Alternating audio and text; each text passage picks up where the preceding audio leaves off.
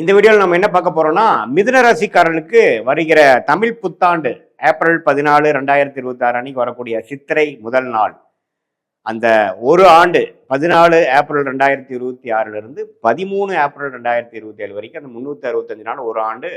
மிதுன ராசிக்காரர்களுக்கு எத்தகைய ஒரு ஆண்டாக இருக்க போகுதுங்கிறத ஆண்டு கிரகத்தின் சஞ்சாரம், மாத கிரகத்தின் சஞ்சாரம் வைத்து இந்திய வேத ஜோதிடத்தில் அடிப்படையிலான அறிவியல் சார்ந்த சயின்டிபிக் வேதிக் அஸ்ட்ராலஜி முறையில் எதையும் மிகைப்படுத்தாமல்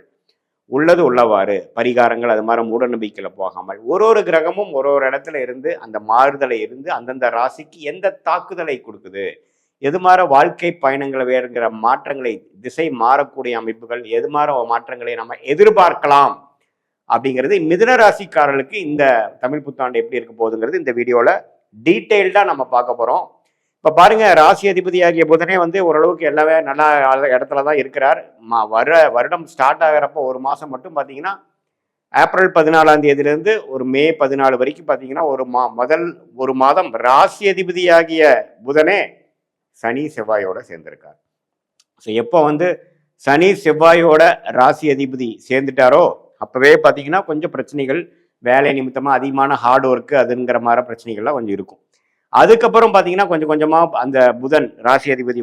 சனி செவ்வாயோடு விலகி நல்ல நல்ல இடத்துக்கு 11ஆம் இடம், நட்பு வீடான சுக்கிரன் வீடம், அப்புறம் ராசிக்குள்ளேயே வரக்கூடிய நல்ல ஒரு மாற்றத்தை கொடுக்கக்கூடிய அமைப்புகள்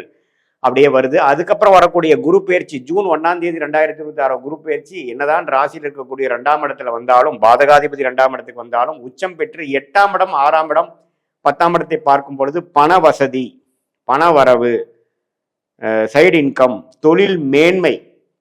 வேலை மேன்மை, வேலை மாற்றம், நல்ல ஒரு பண வரவு, ஒன்றுக்கும் மேற்பட்ட பண வரவு, அது மாதிரி பல விஷயங்கள் பாசிட்டிவாக நடக்கக்கூடிய அமைப்புகள் ஜூன் மாதத்துக்கு அப்புறம் வருதுங்க. அதுக்கப்புறம் டிசம்பர் 6ஆம் தேதி 2026 புத்தாண்டு பிறந்து ஒரு 7-8 மாதத்துக்கு அப்புறம் வரக்கூடிய ராகு அது பயிற்சி என்ன கொடுக்குதுன்னா 9ஆம் இடத்தில் இருக்கக்கூடிய ராகு 8ஆம் இடத்துக்கு வருகிறார். அதே மாதிரி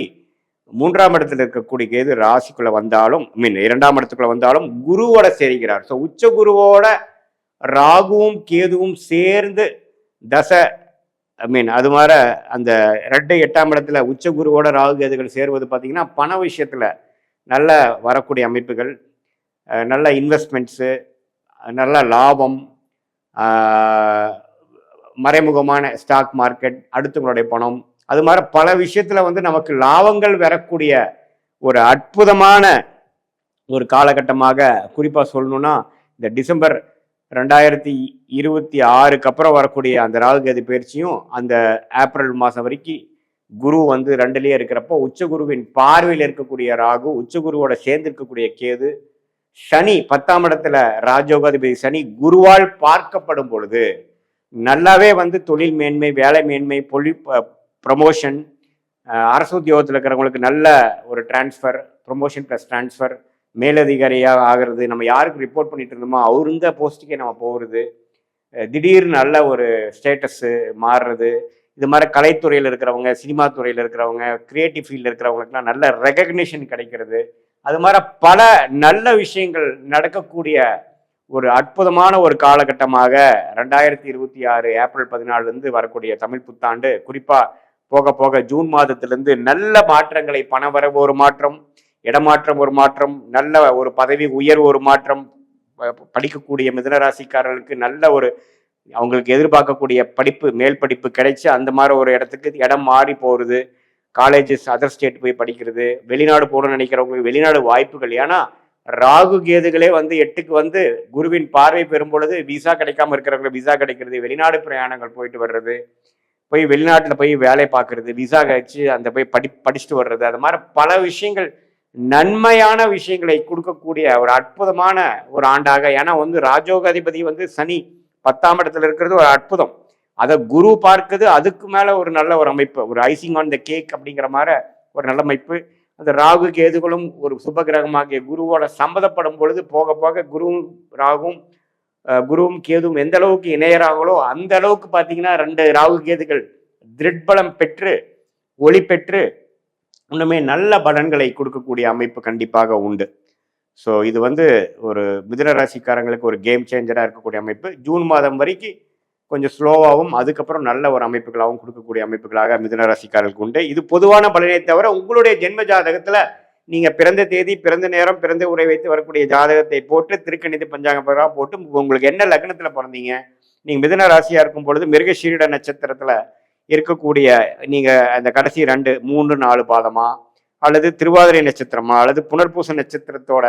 முதல் 2 பாதமா, எந்த நட்சத்திரத்துல பிறந்தீங்க பார்த்து எந்த லக்னத்துல பிறந்தீங்க, அந்த லக்னாதிபதி உங்க ஜாதகத்துல எப்படி இருக்கு, என்ன தசாபுக்திகள் போய்கொண்டிருக்கிறது, தசநாதன் புக்திநாதன் இப்ப நம்ம பேசின கோச்சாரத்துல எது மாதிரி அமைப்புல போய்கொண்டிருக்கிறது, இது எல்லாமே நம்ம ஓரளவுக்கு சேர்த்து வைத்து பார்க்கும் பொழுது துல்லியமான பலன்கள் அடுத்த வரக்கூடிய காலகட்டம் எது மாதிரி ஒரு ஷார்ட் டேர்ம் இருக்கு, எது மாதிரி ஒரு லாங் டேர்ம் இருக்கு, நம்மளுடைய வாழ்க்கையை அடுத்த வரக்கூடிய கட்டங்கள் எது மாதிரி திசையில திரும்புற மாதிரி இருக்கு, என்ன ட்ரெண்ட் காட்டுது,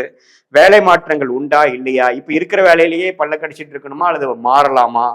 எந்த நேரத்துல நமக்கு ப்ரொமோஷன் கிடைக்கும், எந்த நேரத்துல நம்ம உயர்கல்வி நம்ம எதிர்பார்க்கிற உயர்கல்வி பண்ணலாம், எந்த நேரத்துல திருமண விஷயங்கள் வருது, திருமண தடைகள் எப்ப முடிய போகுது, குழந்தை பேரு எதிர்பார்க்கிறவங்களுக்கு எந்த நேரத்துல குழந்தை பேரு கிடைக்கும், எது மாதிரி நேரத்துல ஒரு புதிய தொழில் ஆரம்பிக்கலாம், எது நேரத்துல நம்ம திரும்பி வெளிநாட்டுல இருந்து உள்நாட்டுக்கு வர முடியுமா, இடம் வீடு வண்டி வாகனம்லாம் வாங்கக்கூடிய அமைப்பு இருக்கா, கடன் எப்போ தீரும், உடல்நல கோளாறு எப்போ முடிவுக்கு வரும், எப்போ ஓரளவுக்கு சீரான உடல் அமைப்புக்குள்ள போவோம், அது மாதிரி நம்மளோட உறவுகள் எல்லா விஷயத்தையும் பார்த்தீங்கன்னா இந்திய வேத ஜோதிட அடிப்படையிலான இந்திய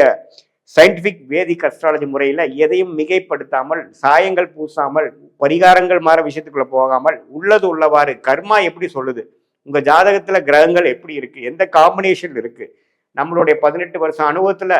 ஒரு கிரகமும் ஒரு மாதிரி இருந்தா எது மாதிரி அமைப்பு கொடுக்கும் அப்படிங்கிறத துல்லியமா நம்ம கத்துக்கொண்டு இருக்கிறோம். அதை நம்மளோட லைவா பார்த்து எது மாதிரி அமைப்புல இருந்தா எது மாதிரி கர்மா கொடுக்குது, எந்த கிரகத்தின் தொழில் நமக்கு நல்ல சாதகமாக இருக்கிறது, எந்த வேலை நமக்கு நல்லா வரும், வேலையா தொழிலா அல்லது வெளிநாடு வாய்ப்புகளா, கவர்மெண்ட் ஜாபா அல்லது பிரைவேட் செக்டாரா, எது மாதிரி துறையில நம்ம படிக்கலாம், குழந்தைகள் எந்த மாதிரி துறையில வர்றதுக்கு வாய்ப்புகள் இருக்கு அப்படிங்கிறதெல்லாம் நம்மளுடைய ஜாதகத்தை பார்த்து நம்மளை எந்த விதத்திலையும் நாம ஒரு மூட நம்பிக்கைக்குள்ள போகாமல் எந்தெந்த கிரகம் எப்படி இருந்தா எப்படி ஆகுங்கிறது நம்மளுடைய 18 வருஷத்துல ஆராய்ந்த கிட்டத்தட்ட ஒரு 40-45 ஜாதகத்தை பார்த்த ஒரு அனுபவத்தை யூஸ் பண்ணி சயின்டிபிக்கா நம்ம புரிந்து கொண்டு அதுக்கு தகுந்த மாதிரி நம்மளுடைய வாழ்க்கை பயணம் தீட்டி தேவையில்லாத வேலைகளை செய்யாமல், தேவையற்ற முயற்சிகள் தப்பான டைரக்ஷன்ல போகாமல், எந்தெந்த நேரத்தில் எந்தெந்த வேலைகள் செய்தால் அந்தந்த பலனுக்கு வர கிடைக்குமோ அதுக்கு தகுந்த விஷயங்களை செய்தோமானால் தேவையற்ற பண விரயங்கள், தேவையற்ற பொருள் சமய விரயங்களை எல்லாம் தவிர்த்து எளிதான வாழ்க்கையில் எதிர்நீச்சல் போடாமல் நம்மளுடைய கர்மபலன் என்ன காமிக்குதோ அதுக்கு தகுந்த பொட்டன்ஷியல், அதுக்கு தகுந்த ஒரு வாழ்க்கையில் ஒரு வெற்றியை எளிதில் பெற்று வாழ்க்கையில் நாம வெற்றி அடைய முடியும் என்று சொல்ல விரும்புகிறேன். மீண்டும் மற்றொரு காணொளியில் சந்திப்போம். நன்றி, வணக்கம்.